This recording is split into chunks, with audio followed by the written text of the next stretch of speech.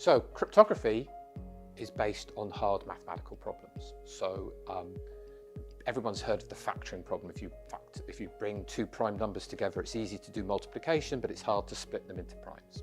Okay, that's a very old form of cryptography, and there's all sorts of other hard mathematical problems on which we base cryptography.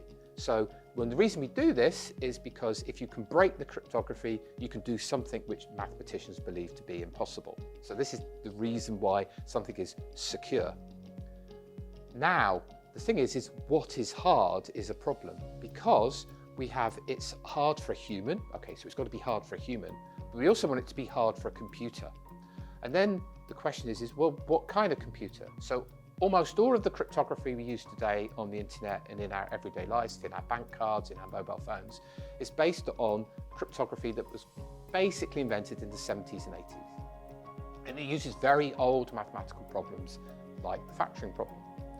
The problem is that there is a new form of computing on the horizon called a quantum computer. And if a quantum computer was ever built, it would be, well, a sufficiently large quantum computer was ever built, it would be able to break the cryptography that we use on the internet today.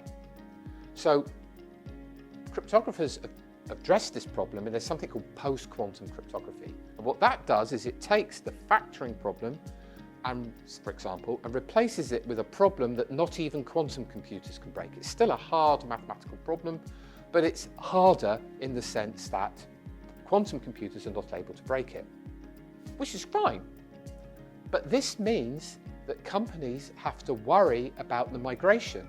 Currently, all of their systems are using factoring style mathematical problems, or that kind of generation of mathematical problems. And then in the next few years, they have to change to a new set of problems, these post-quantum problems.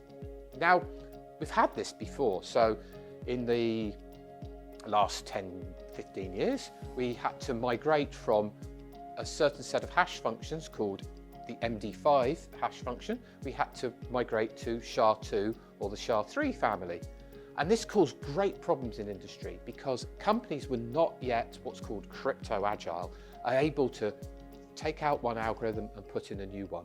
And so when you kind of are looking at deploying new systems and actually looking at your old systems, you need to kind of consider the problem is, am I crypto-agile? Am I able to respond quickly if there is a problem found with an algorithm and switch it out and put a new one in?